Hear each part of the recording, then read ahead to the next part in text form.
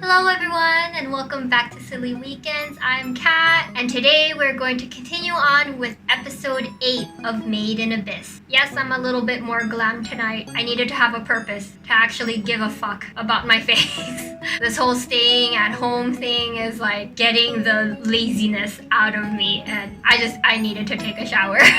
So thank you for giving me the purpose of actually getting ready. Anyways, so let's recap on episodes 6 to 7. I won't do a recap on each episode separately. We'll just mush them together since I watched them together. I know the big thing was getting to know Ozen. I kind of see now why Habo mentioned to Riko to be wary of her. Kind of. All I see is that she is a straightforward, harsh teacher. I mean, yeah, she beat the living shit out of Reg and flicked the hell out of Riko, but still the purpose is to make them more durable, to make a point that they have to be more prepared, fight better, or just learn how to survive better when you have plans to go even lower than layer 2 of the Abyss. So she never had the intention of killing them. She was just giving them a very harsh reality check. Unless we find out more in this episode. Whoa, and seeing how strong Ozen is. One of the commenters mentioned that she was at least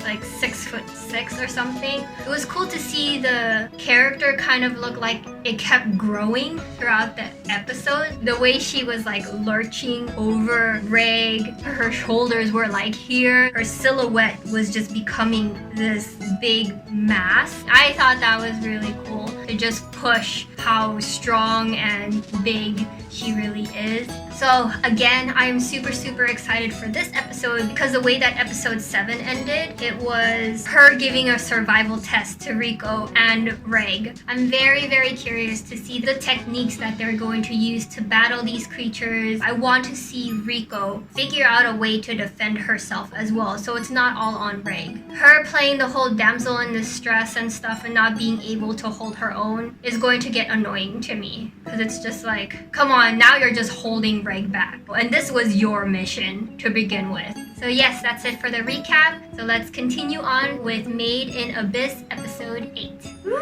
let's get started. Ooh, I hope some creepy stuff happens in this episode. So I got the mood for it right now. Survival training.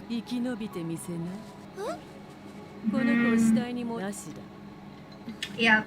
Yeah, that's crazy too that Reg can't use his overly OP incinerator because he's just gonna pass out and then leave Riko like so vulnerable. Yep, don't show any mercy. Gotta do what you gotta do. Ooh.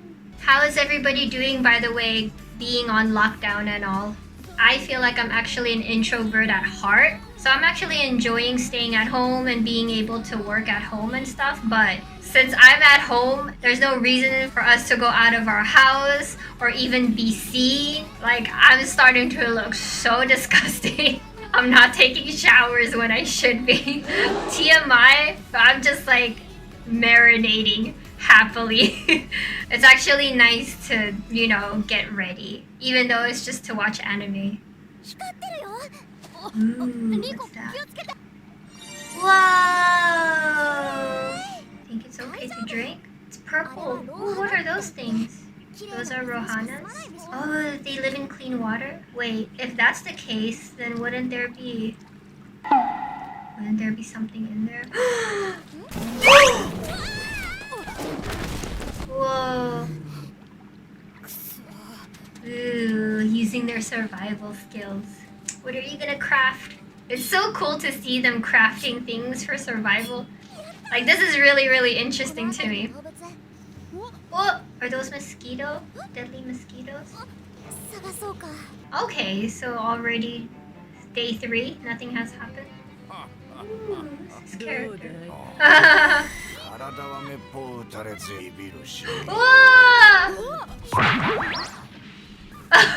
It's good that Reg is such a durable robot, because he's getting fucked up by some of these creatures. Okay, halfway, day 5. What is that? Ooh, is that poop? Yep, done by a female. That's good that Riko knows with the wildlife and certain things in the abyss.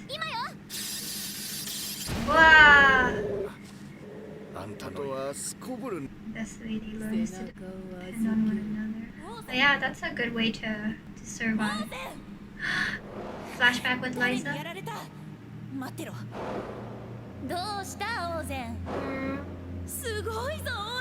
So Ozen and Lyza were like, they were partners.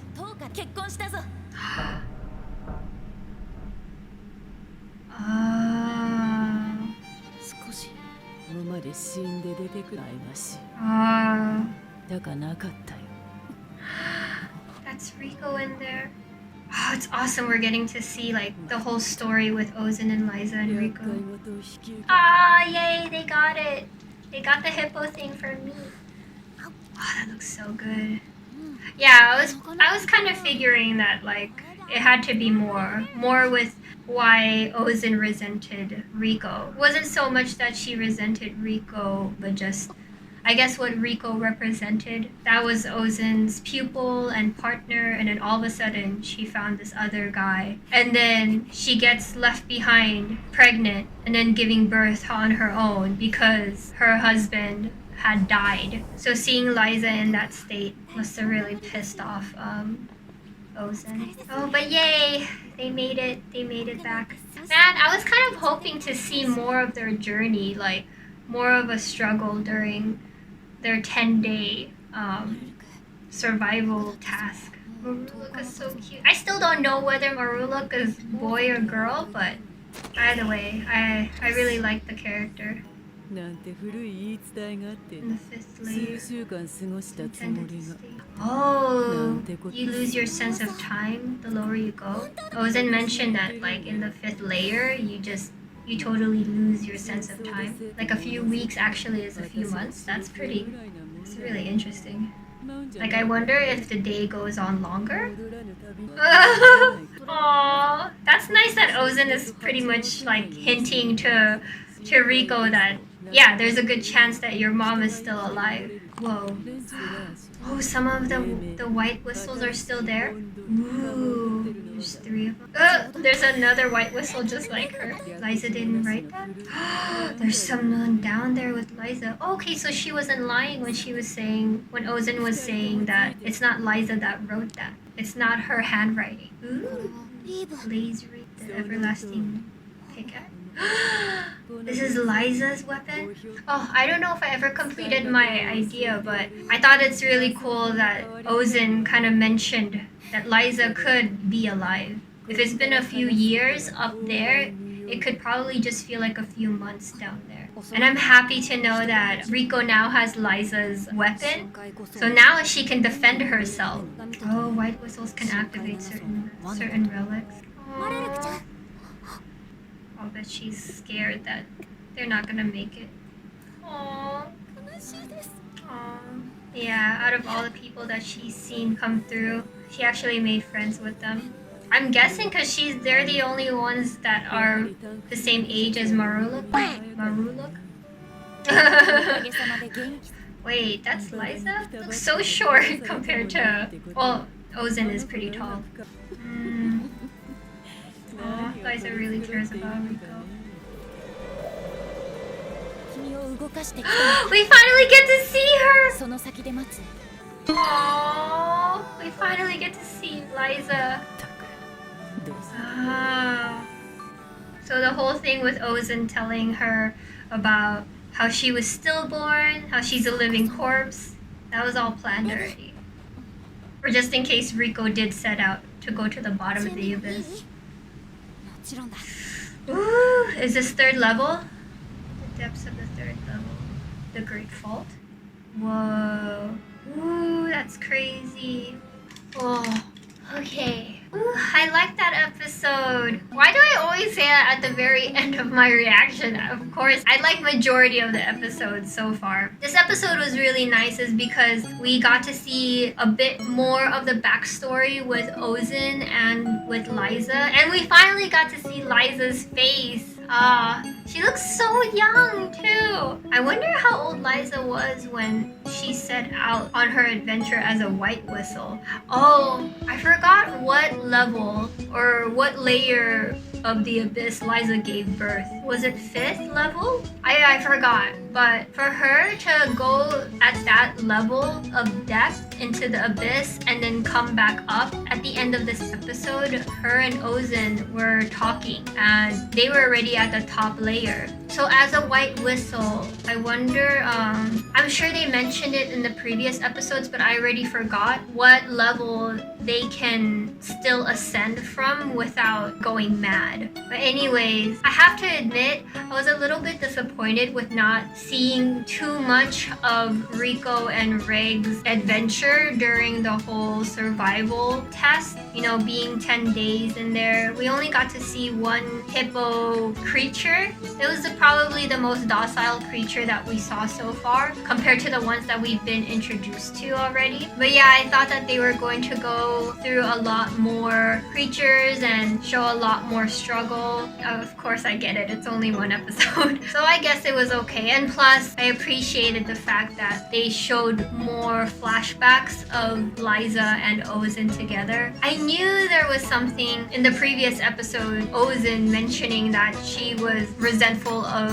Riko because she had to save her and let go of her bell. That already sounds very surface. I was actually thinking that it was because maybe Lyza had to give up her white whistle ways, or what do you call it? Like maybe Riko slowed Lyza down during the pregnancy and she also chose to keep Riko. Like I was thinking that's a reason why maybe Ozen was resentful of her, but it was a little bit more than that. I guess just the state that Lyza was put in. And it has been her and Lyza seemingly this whole time until she found this man that she decided she wanted to be married to and then had a child with, and then he wasn't even there. How dare he couldn't even survive on his own while his wife was pregnant, and now she has to go through her pregnancy and her child and giving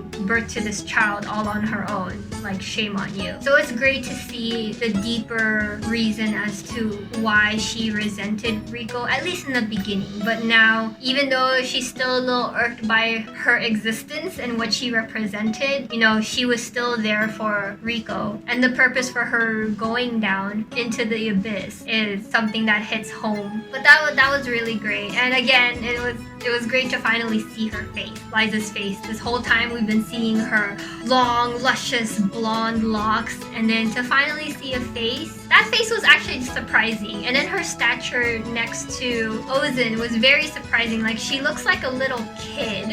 And then the face too, she looks very young. Like the way that the character looks, you know what I'm saying with more adult looking anime characters? Well, maybe that's just me. It seems like all the characters here, even as an adult, they have that plump cheek, the very like short face look, but I was expecting her to look older. And that's why I say I wonder how old she was. Did Riko's guardian actually mention it? I'm gonna guess. Was it 26? Can't remember. Anyways, it's great to know that Ozen agrees that there is a good chance that Lyza is alive as well. And she made that great point where in actuality it's been years up there where Riko is, but from the 5th layer lower, the sense of time goes kind of wonky and it'll feel like a few weeks or months at most, right? Ooh, and it makes me really curious who is down there with her. Because a lot of things that Ozen was actually saying, she wasn't bullshitting about. You know, like her mentioning that she doesn't deceive children. Well, yeah, she's very, very straightforward.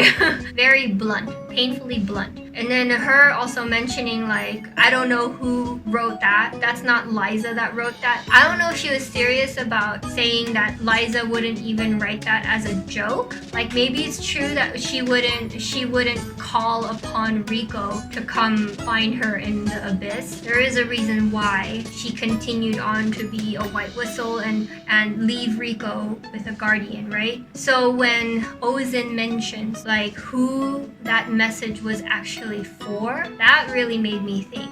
Because Ozen even said that handwriting wasn't Lyza's. So that's making me really curious. Like, who is down there with Lyza? Who wrote that message? And who was that message for? Yeah, because it was inside Lyza's notebook, right? I wonder if that's an old message as well. And I wonder if Lyza had found that message and went looking for the writer of that message. So she put it in her notebook. Curiouser and curiouser. Okay, I'll stop now. I should probably stop predicting because I'm always wrong anyway.